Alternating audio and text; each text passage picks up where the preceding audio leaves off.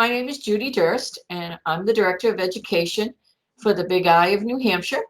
I've been in the insurance business about 45 years, and I've been teaching insurance for many years, but I've been here at the Big I for 15 years. And we're so glad that you could join us today. Let me introduce you to our marketing specialist, Katie Cole, and she'll take it from there. Hi, I'm Katie. I work with Judy over at New Hampshire Association of Insurance Agents. Today we're going to be talking about agency websites and E&O exposures. So, Judy, can you tell us why this topic is so important to agents? Well, the E&O carriers are starting to look at agency websites very carefully. And the reason behind that is because many lawyers throughout the country have decided to kind of pinpoint agency websites as an area where an agent could be sued because they promise things that they can't deliver. And so your E&O carriers are going to be looking very closely at your websites. And so you need to know what is good and what is bad, and what could get you into trouble. What is there about an agency website that could pose an E&O problem? Well, I don't know if anyone has heard of this before. It's not really well known, but we need to have our websites ADA compatible. That doesn't mean that we have to be able to have something that the blind can see. That's not what I'm talking about. I'm talking about making sure that the font is large enough and things like that. Okay. Well, how can agencies obtain more information on the subject so that way they know that they're ADA compliant and they can make themselves aware? Well, we have a 3-hour program called Agency Websites and E&O Exposures. And we've pretty much broken it down because we've been given a lot of information from your E&O carriers to give back to you so that you can really figure out what's going on and what's wrong. Many times an agent will try to make their website so wonderful that somebody's going to have to come to their office and get a quote or call their office and get a quote.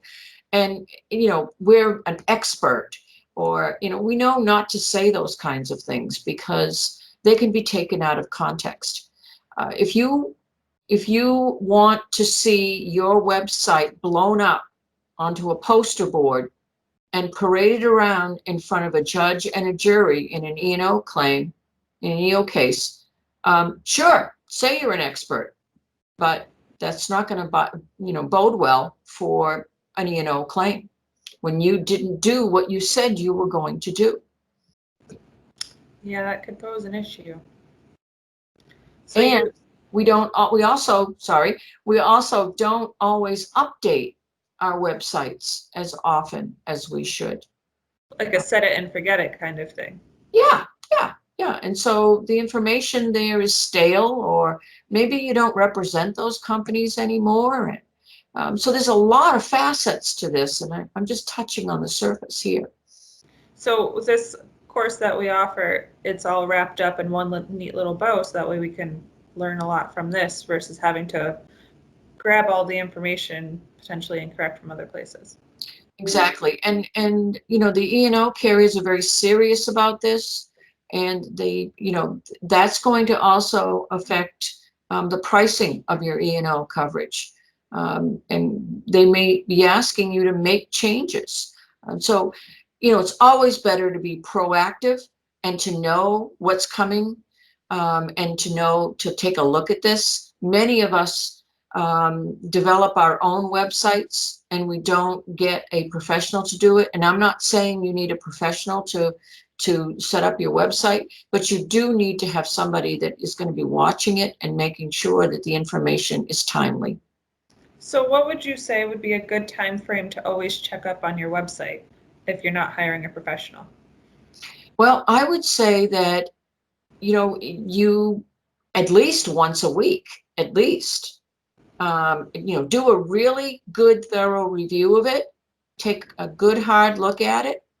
And then if you have any changes that go on in your office, make the change immediately on the website. We're just as guilty at the Big I because, sometimes things change and we don't react as quickly as we should. And we're working on that because Katie's working on that, actually. Yeah. So Katie's There are helping us definitely a there. lot of things that I still need to update and fix on our own website, so I know that Right. it can be stressful. It's an ongoing process. Every time that you go into your website, you're probably going to find something else that you need to change. But you need to watch out for what you're promising and what you're saying. And, we're an expert, or we're only going to charge you what you need to pay, or we're only going to sell you what you need. What does an insured need? I don't know. I mean, every insured is different. So, Judy, do you mind telling us some of the examples that you've seen in the industry? Well, we are going to have a lot of examples in the class that we're going to be offering at our annual convention. And so, the ADA situation is a big one right now because lawyers are really, jumping on that bandwagon and saying, hey, you don't have an ADA compliant. And if a website is ADA compliant because there'll be a little wheelchair on the bottom of the website. And so, you're going to want to know how to do that. And so that information is some of the things that we're going to share with you so that you will be able to do it yourself without having to hire a professional to do it. Very nice. Now, I've seen on some websites it'll ask me for personal information, like my birth date or not my social security number, but my birth date, my full name, my address. Is that allowed or is that not okay? Well, that's what we call personally identifiable information. And that is what all the hackers are looking for. They want information that they can then wreak havoc with your credit and with, social security benefits or taxes, tax returns and things of that nature. So from an agency standpoint, if your website is not secure, and you're asking for that information, then you're asking for trouble. Because if somebody were to hack in and be able to get that information, now your client is faced with identity theft. And so it's always a good idea if the person wants a quote to ask as little information as you can and try to direct them to a safer method to give that information. You wouldn't want, to buy something online unless you take a look at the website and see that it's HTTPS. That's safe. That means it's secure. They can download all sorts of little icons like, locks and stuff like that. And you're not safe. The information that is going out over the wavelengths is not secure. And I know wavelengths is an old term, but hey, what can I say? I'm in this with both feet, and I'm drowning a little bit, but that's okay. So if we're looking at our own websites, we want to make sure that they have the S after it to be secure, right?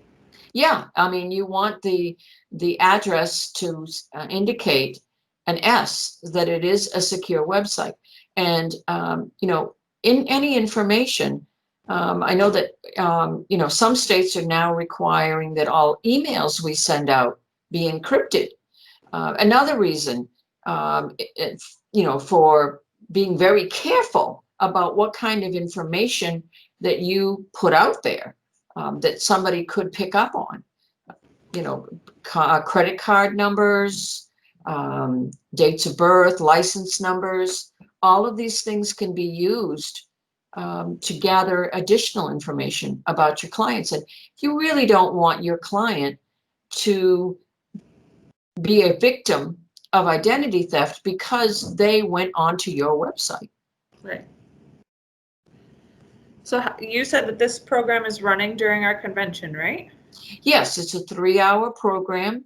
It's running during the convention. It has been approved for 3 hours of CE and in New Hampshire and in Maine. And so we think it's a really, really important message that should be given to everyone, not just the owner of the agency, but CSRs, accounting people, everyone in your office, claims people, so that they think before they ask for information that could get their insured in trouble. That's smart. What if someone can't make it to the convention, though?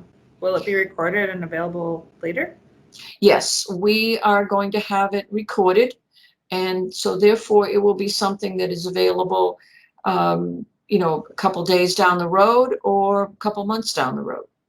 And so someone can access that, and we will update it as we need to keep it fresh with the information coming from your E&O carriers. And how would we be able to access the convention? So that way we can sign up for this class and any others that are there. Well, you can go to our website, www.nhaia.com, and go, and there's a banner that will pop up that shows the convention. Click on it, and you're about 3/4 of the way there. Okay. And if we have any questions, can we contact you or anyone else in the office? Absolutely. You can call me at the office, 603-224-3965, or you can email me at Judy, Judy, at nhaia.com. Awesome. Well, thank you, Judy. Thank you for having me.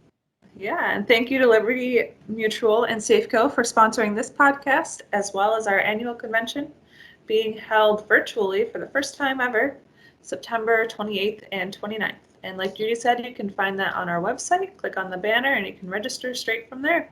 Thank you. And you don't want to miss it.